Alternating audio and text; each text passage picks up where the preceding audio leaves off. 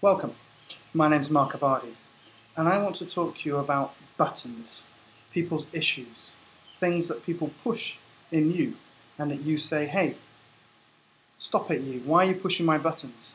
Why are you angering me? And then you externalize and blame them. So let's look at that.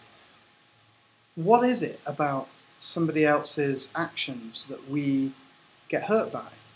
Why is it that we're constantly looking to blame someone else for our own reaction? The reason is, potentially, is because we're afraid to face our own issues ourselves.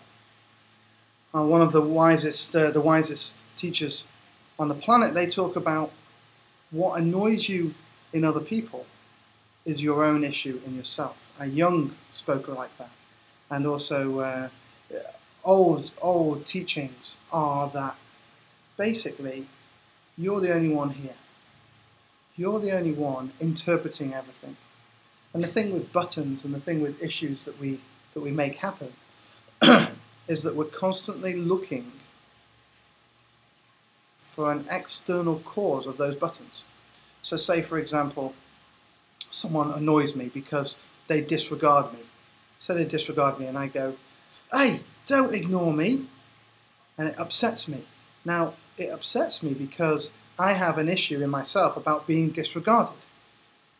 And so it's actually my issue. So if you're fortunate enough to have someone come and push your buttons, then accept it and go, wow, that hurts. And yeah, it must be a button of mine.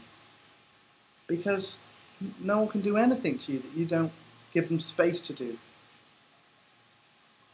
It's like, as the master says, when taunting his students, taunting students. Students are so frustrated. Why are you taunting me?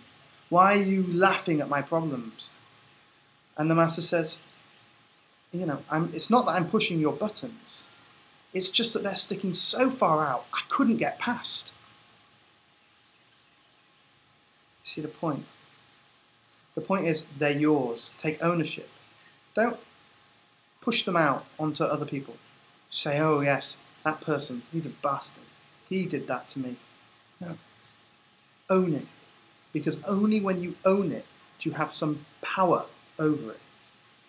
And instead of being taken for a ride by your emotions, you just go for the ride with your emotions. I'm not saying you become neutral and don't feel anything. I'm saying that you allow the feelings to arise and to fall. To rise, to fall. Simple cycles. Simple cycles.